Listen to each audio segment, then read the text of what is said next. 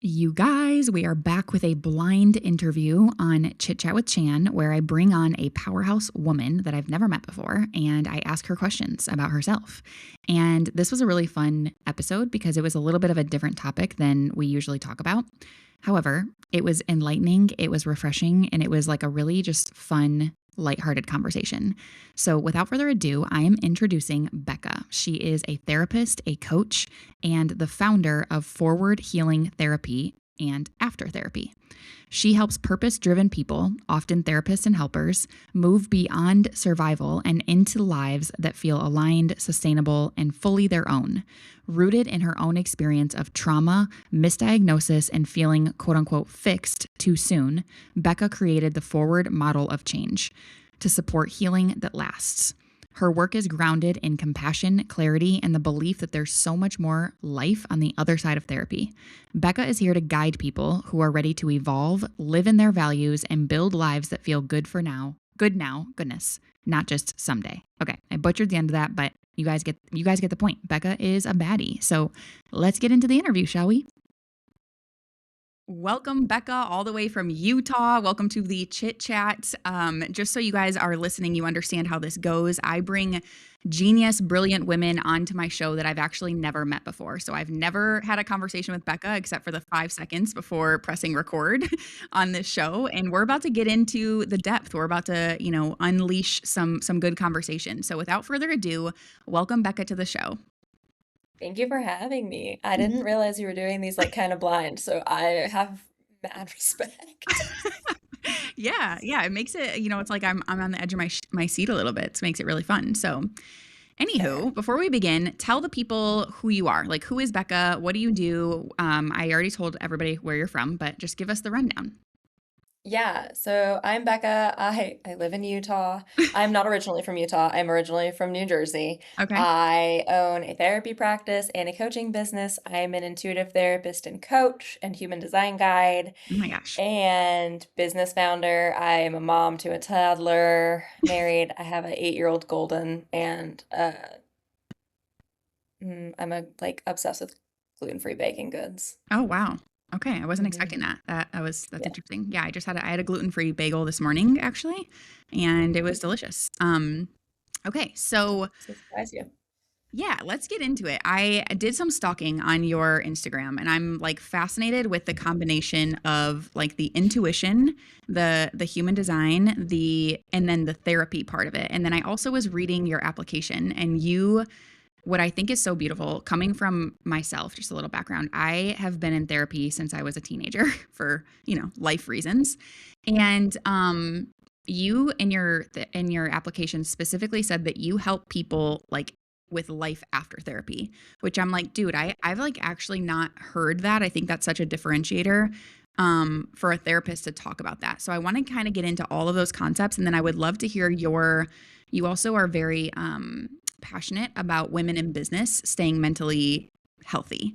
So Yep. for the sake of time, I want to try to talk about all of it. If we don't get to it, that's okay. But first I want to hear like your story of coming into therapy. Like why did you choose to be a therapist? The funny part is I didn't. Okay. People are always like blown away by that story. I started therapy like myself when I was like 10 years old. Like I was really anxious, refused to go to school. They were like, you need to put your kid in therapy. The therapist at that point was like, you as the mother need to go to therapy. And my mom was like, yeah, okay, and didn't go. And at that point, at 10, I remember having a therapist be like, so why are you here? And I was like, because I don't want to be like my mom. Like I Mm. had no other reason other than that in my head. And she was like, we were like a year into therapy, and she was like, you're gonna be a therapist when you grow up. And I was like, no, absolutely not. Like I'm never gonna be you. And then literally every therapist I had after that would say the same thing. They would be like, you're gonna be a therapist. And I'd be like, no, I'm not. Like I just truly could not imagine holding all of Mhm. like someone's pain. And I think it took it took a lot more like excavation of myself to realize that that was happening because I was already doing it and that was Mhm. what everybody saw. Wow. And so I went to my undergrad. I went to Ithaca College in upstate New York, and they had this like really cool program at the time. I don't know if they still have it, where if you go in undecided, you like get to pick your classes first. And I was like, I'm gonna go in undecided because I know nothing about what I'm doing with my life. And I took a ton of classes and I hated all of them except psychology. Oh my gosh. And then I was like, but I'm not gonna be a therapist. And so my undergrad is actually in business psychology with a counseling minor. Wow. And then I was gonna do like a PhD route and upended my entire like structure of life by ending a relationship and moving across the Mm. country with my family and traveling Europe when I was done and decided I needed more therapy. And then got a job here in a corporate as a project manager, and I was like super good at it, like very good at it to the point where they were like, "How do we keep you forever?" And I was like, Mhm. "I'm utterly miserable. Yeah. Like I hate my job. I'm Mhm. very good at it, but I hate it." And Mhm. so I actually went to graduate school for social work because I was like, I don't have to be a therapist. Like social work is so easily distributable across so many skills. Turns out I had a knack for therapy and then stayed in like private practice settings. And then I was like, when I found out I had endometriosis and found out that I like probably had like a good 2 years after my endo surgery to get pregnant, I was like, okay, well, the only thing I want to do is be able to work for myself. And so I was like, okay, if I build a private practice for therapy, just gonna do it differently. Mm. Like I'm gonna build it in the way that I feel like is lacking. And then COVID happened and all my clients moved. And I was Oh my like, gosh. and they were like, they would be like, well, I don't really like want to start over. And I was like, you also don't really need therapy. And I was Mm. like, what if we tried this coaching thing? And coaching was born. Wow. Yeah. That's so So my cool. path to being a therapist was everybody else saying it. And Yeah. I think what's funny now is I still don't like being a therapist. Really? Yeah, I've like really loved the coaching side and like the Yeah. business side of it. Um, and even when I hired my first employee for my therapy business, it was to do the deep work because I was like, I don't want to do this. Yeah.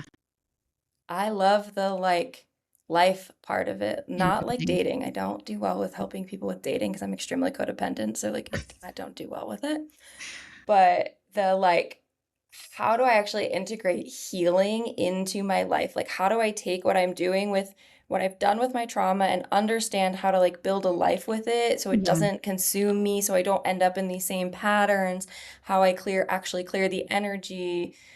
How do I build a foundation of self-trust when my reality has been like so shattered based on like all these different things in my life? And I was like, this is where I thrive. And then someone along the way was like, Becca, that's not therapy, that's coaching.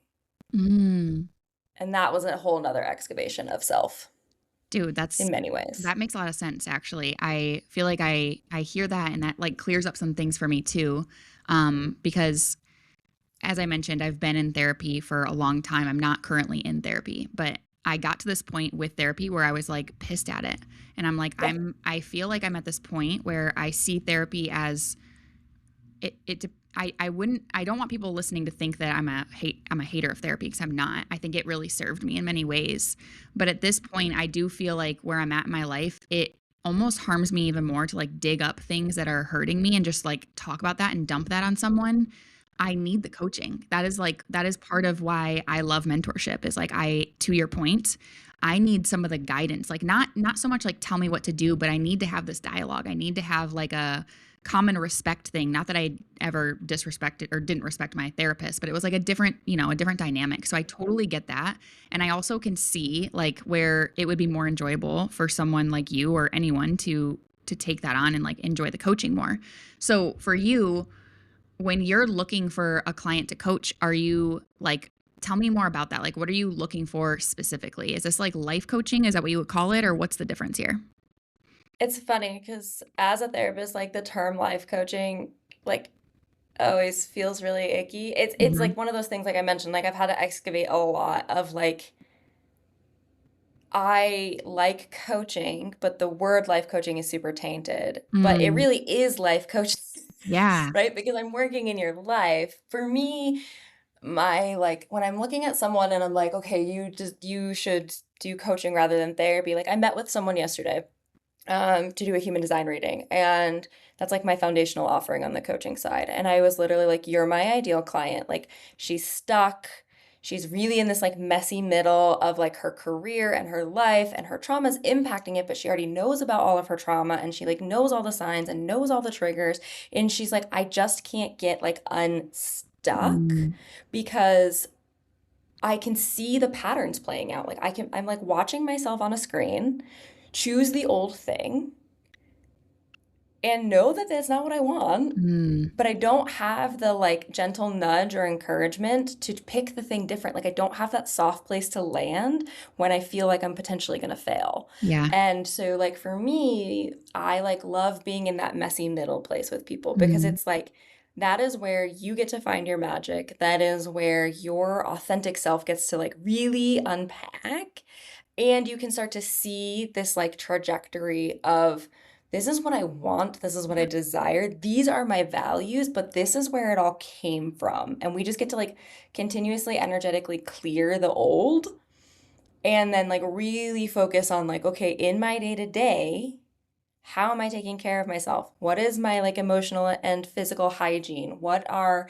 the things that I'm doing that I love and like? And then how do I show up in my relationships that way? How do I show up in my business that way? How do I build a business? 90% of the time I'm helping people build businesses, which is just a really funny experience. After building my own, I'm like, this is such not the trend I thought I'd be on, but yeah. like I feel like so many people who become entrepreneurs have this like reality that they want to cultivate because so much of their reality as children was tainted by what everybody told them. Man, that's the truth. And and they want this thing that's theirs. They want Yeah. this thing, but then the thing is so vulnerable that it Mhm. re-triggers all the parts. Oh my gosh, that's literally like you just like articulated that perfectly because I always say this like I'm a content coach more so than a business coach. I love the business strategy, but I lead with content.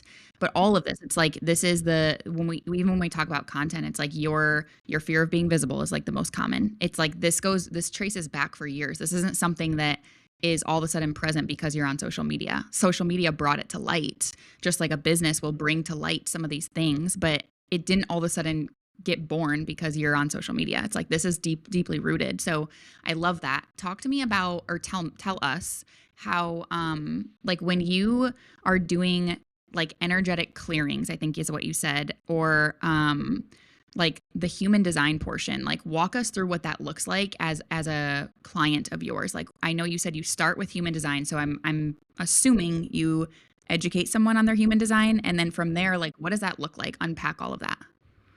Yeah, so I found human design in like 2020, and it like changed everything for me. Mm, One, well, not everything, but a lot of things. It basically validated all these things about myself that I knew. And it was this amazing way of seeing my energetic body and being like, oh, this is how I got here. Right? Because if we look at human design from like a therapeutic standpoint, which is how I do them, it's like that's your nature, right? That's mm, how you were born. That's what you were born with. That's how you were born to show up in the world. And then it all gets conditioned by what is more palatable for the people around you. And so when I looked at my human design chart for the first time, I was like in a group coaching setting, and I am a generator, which is like the doer, the worker bees. Like you could probably hear it in my voice right now. Like I get really animated, I get like really excited, I like go, go, go. But I only have three defined centers as a generator.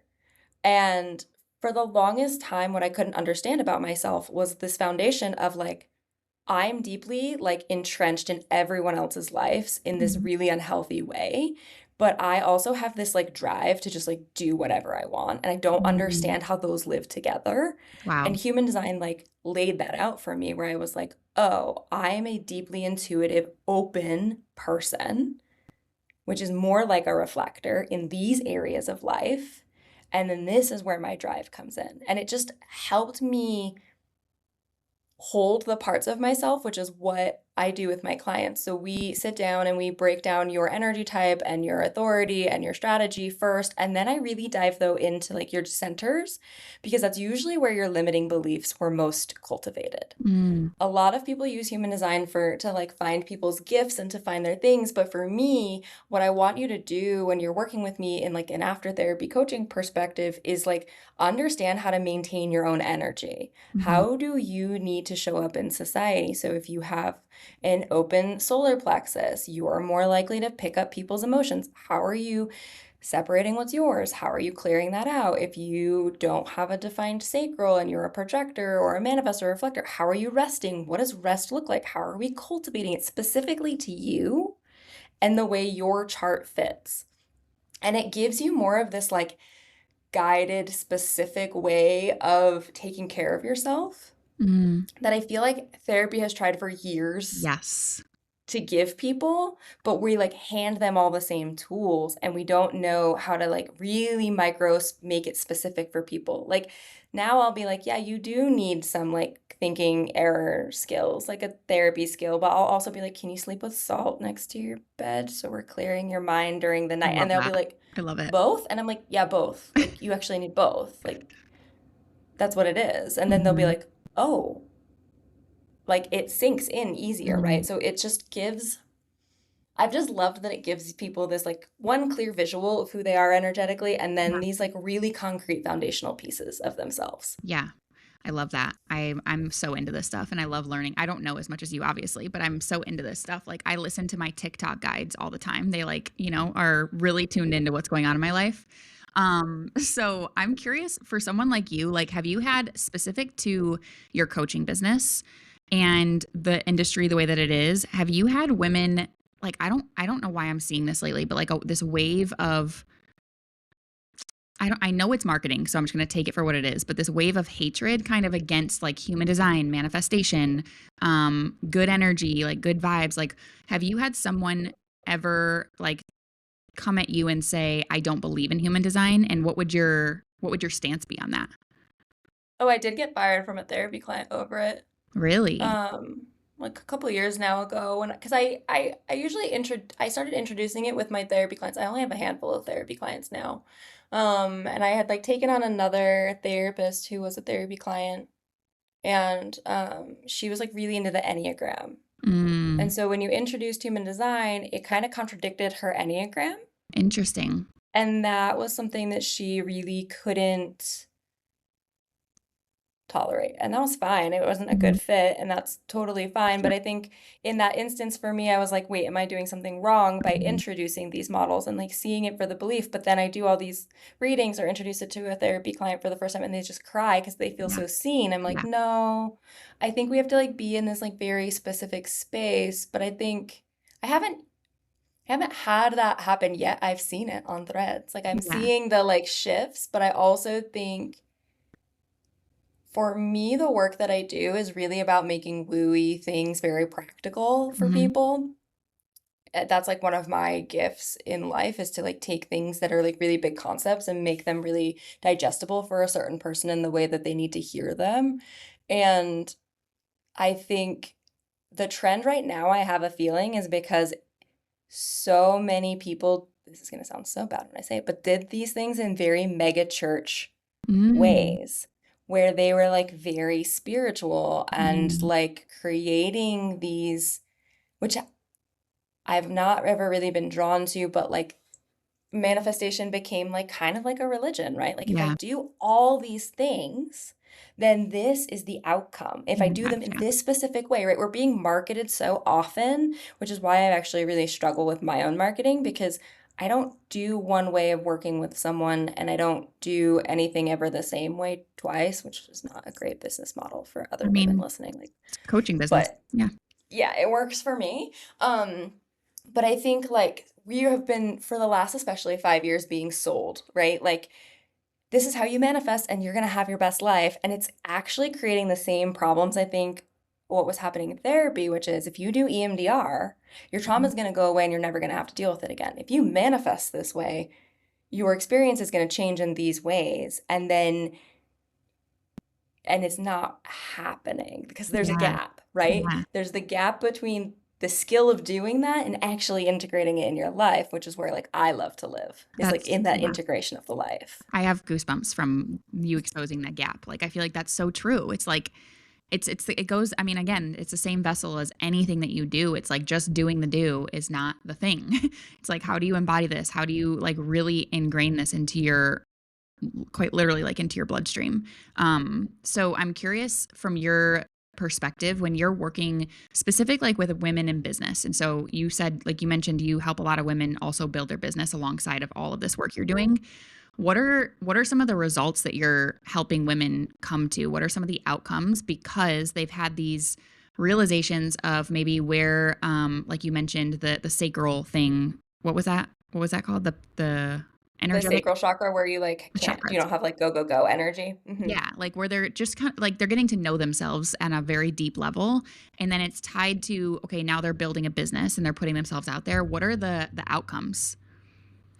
Yeah. I always like to say that the business ownership to therapy and mentorship pipeline is like a very direct pipeline because I Mm, feel like when you own a business, it essentially you think you've healed yourself enough to own the business and then it magically like lights all those parts on fire.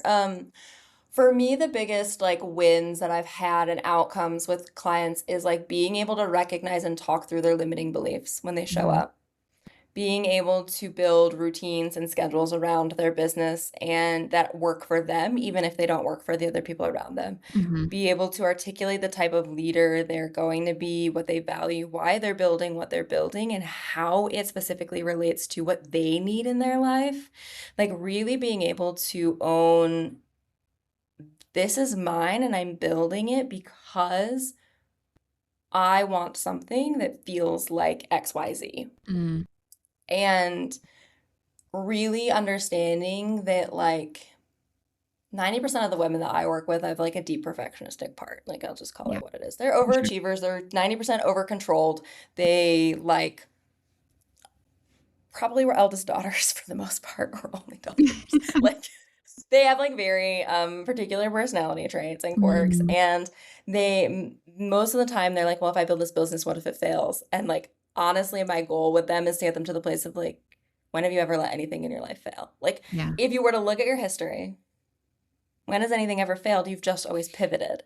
So Mhm, why would we think that that's not going to happen when you build a business mhm, or when you become an entrepreneur or when you decide maybe I don't want to be an entrepreneur anymore and I want to go work for someone else? And that's where I've like really loved bringing in human design because there are certain parts of your chart where we can see how you should be working with other people. Like yeah, for my human design energy, I have a 2-4 profile, which is like this hermiting and opportunist profile.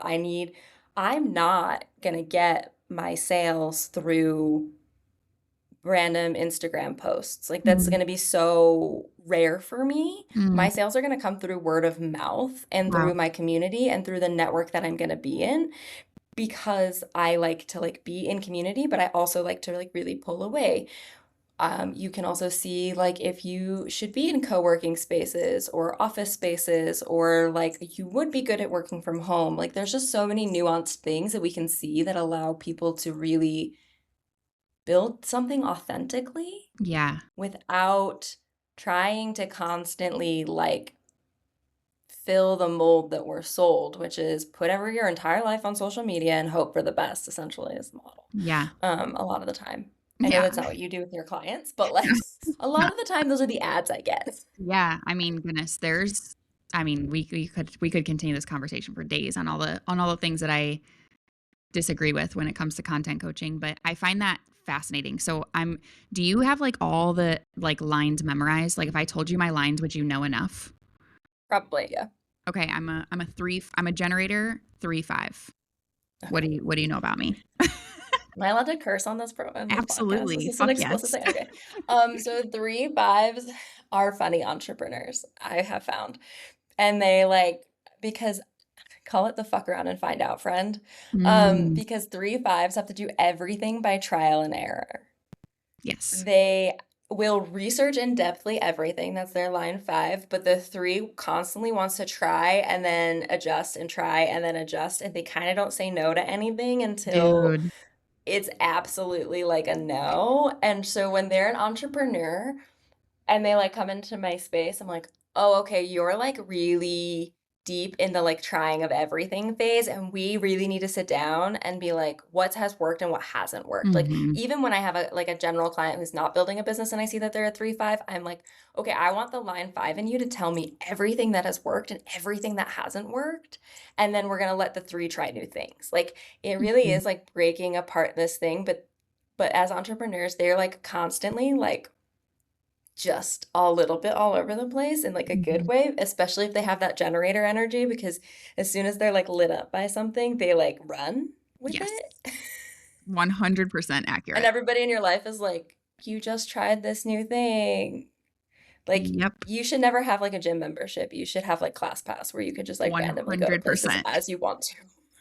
Quite literally, dude. That's crazy. I literally just texted my sister yesterday a brand new business idea. Like, and then I was like, this is perfect. Like, this is going to blow up. And then I texted and I'm like, at what point does one find the time for all of these ideas? Like, at what point do I just say, okay, I just need to, but it's crazy. It's like they're all spin-offs of the same thing practically, but it's like, yeah, so many ideas, so many things, but I'm getting really good at being focused. So we're getting somewhere, Well, but the generator part of you always wants, like, I'm the same way because I'm also a generator, but like the generator part is always like lit up by different things. But the purpose of it is actually to like see the themes and continuously refine them. So, like, mm, when you have these new business ideas or you have these new things, it's like if I sit down and I look at what I'm already offering, how do I actually refine those into what I'm yes. offering?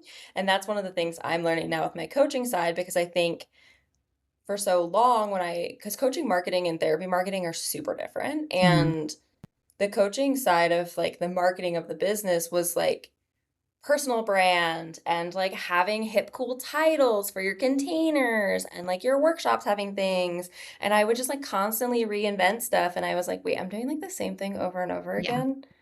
How do I put it into a better container that supports my clients in a better way, and then I'm actually more satisfied, and then we just keep trying it. Yes.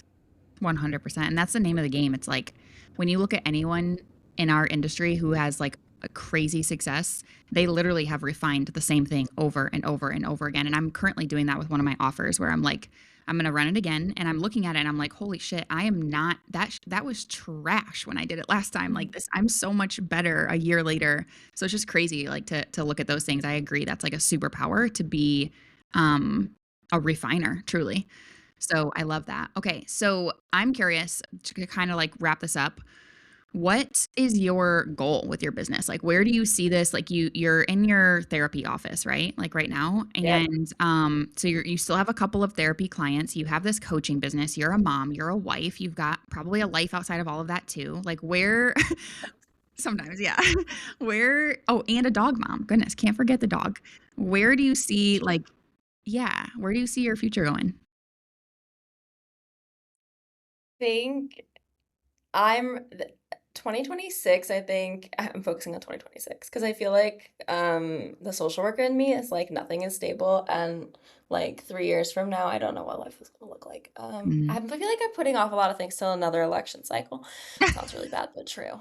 Um right now 2026 is more about me. I made my word of the year audacity. Mm. Like having the audacity to talk about what I'm actually doing and why I'm doing it, getting in front of groups of people, actually like putting things into writing. I started a Substack where I Hell yeah. like kind of just like really get to dive into the weeds. I've had a newsletter for years, but like I just really wanted a space where I could express this like more intuitive new version of me who's like, look, there are so many other ways to heal and there are so many ways to practice it and what it looks like in life. And so I'm like trying to practice having the audacity to really step into this idea of like thought leadership. It's Yep. just something people have told me all along since I own have started my business, like you're going to be on the front line of thought leadership, like this is what you're going to do. And I was like, that aggravates every single part I have ever had about being visible. I don't know what that means. And Yeah. now I think with where the world is at and watching downturns in my therapy business and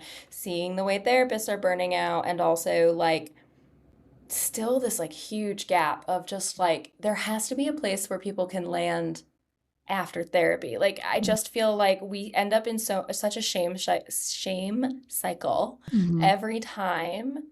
we end up back on the therapy coach and coach couch.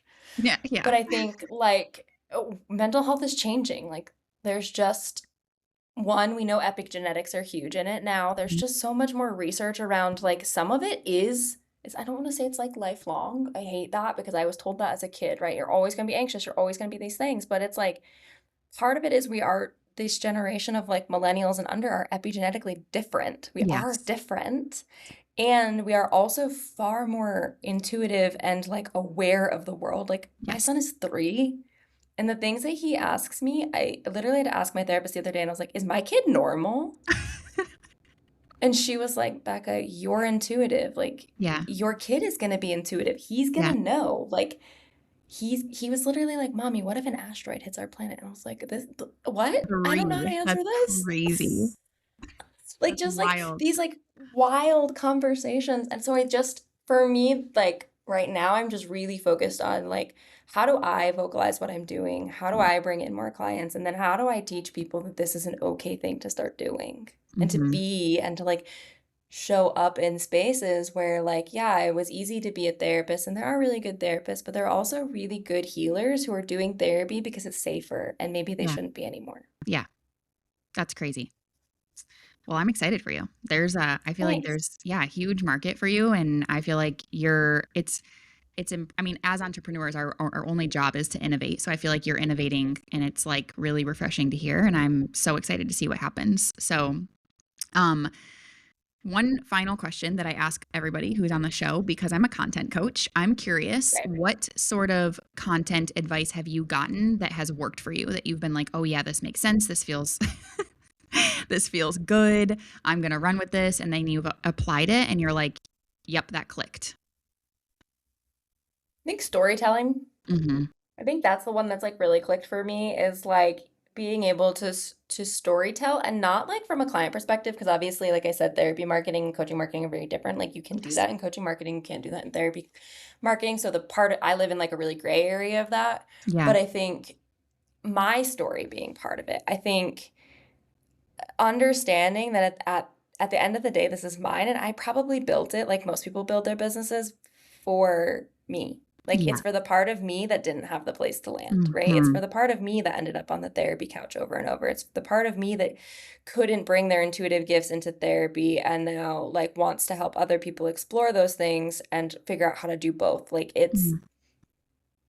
so how do I share my story? And like it's okay that it's about me. I think for the longest time, especially as women, like that felt really selfish. Like, Yeah. oh, I can't be selling something when I've built it because it's mine. And it's like the longer I've been doing this, the more I'm like, no, no, the story is actually what people connect to.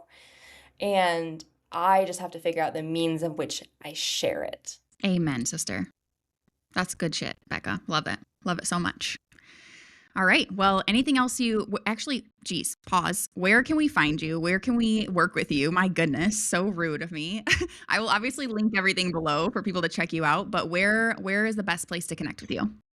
Um, yeah, so I am mostly on Substack now under Okay. the Messy Middle Magic. I Okay. will drop that link to you because I Hmm. probably didn't have that when we started this recording setup because I've moved this a couple of No times. worries.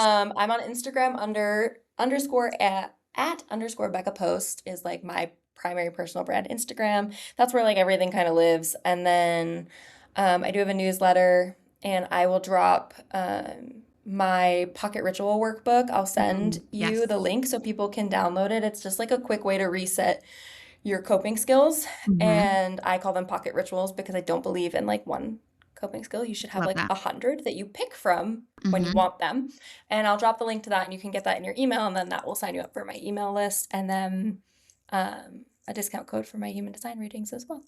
Fun. I love that so much. And I'm so proud of you for being so audacious in coming on Woohoo! the show. And we don't even know each other. And now I'll be following you. I'll be cheering for you. I can't wait to see all the things that you do. And thank you so much for being here today. Yeah, thank you for having me. All right, everybody, have a good day.